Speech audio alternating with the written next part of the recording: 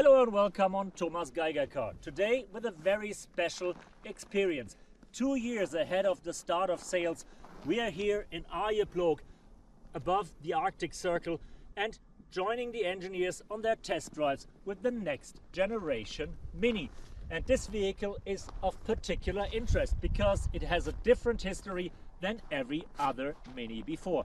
While the Minis with combustion engines will still be produced in Oxford and still be developed between Great Britain and Bavaria, the electric family of the future Minis is a joint venture of BMW and Great Wall Motors. So production and sourcing will mainly be done in China, but development is a co-work between the Chinese and the Bavarian engineers, and test driving is mainly done up here to make sure the car feels like a go-kart as we are used to from Mini. If you want to know what to expect from that vehicle, join me on my passenger ride and I'll tell you more about it. Since we're still 18 months ahead of production, I'm not allowed to drive the car by myself, and I have to be happy and satisfied that I'm even allowed to sit on the passenger seat.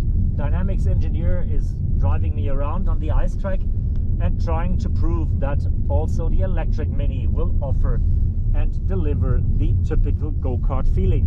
And as we go along here, it feels pretty good. I'm using the time to look around and to see what I can't see.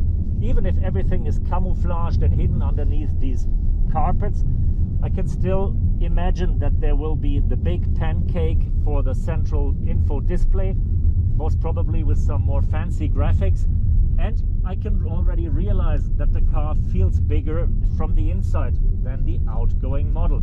That is mainly due to the electric drivetrain. The motor is much smaller, the wheelbase is a bit increased, and even if the car is a little shorter than before, I have more room in the interior. Definitely not a family cruiser, especially not as the 3-door version that we're sitting in here. But since that's only the beginning, there will be more derivatives to come. The electric vehicle will come as a 5-door crossover to compete with the upcoming Smart, and as an electric countryman for the future that will grow even further. BMW is following a totally different strategy to construct the next generation Mini than we know it, for example, from Volkswagen. While Volkswagen Group is using one architecture and putting different heads above it, Mini is making it the other way around. We have 2 different platforms, one for the electric vehicles and one for the combustion engines that don't share any part, and we have the same hood above it. So no matter if you're looking at a petrol engine or an electric Mini, they will look the same. And as I can tell from the prototype right now, they will pretty much look like the outgoing model. There will be some detailed changes, and not everything of the camouflage will be in the production vehicle. For example, the lights are just fake, and we will see what lights we will get in the future.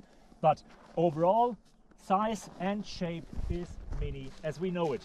If you look a little bit closer, you will realize the wheelbase grew, the overhangs got shorter, so the proportions are a bit more sexy. And the car is a little wider, what gives it more stance, either for looking and for driving. We also know a bit what is underneath that beautiful Mini skin. Chinese electric technology. The car has nothing in common with BMW i4, iX or i7 and uses parts from Great Wall Motors that we know, for example, from the upcoming electric brand Ora. In the case of the Mini, that will be 2 battery packs with 40 kilowatt hours and 50 kilowatt hours, translating to a range of 300 or 400 kilometers.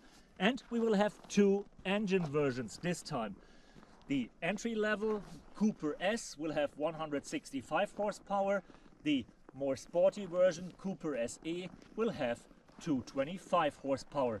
And while the outgoing model is limited to 150 kilometers per hour, BMW will not limit the driving pleasure anymore. They're not sure which speed they will allow in the future, but it will be much more than the 150 we have right now.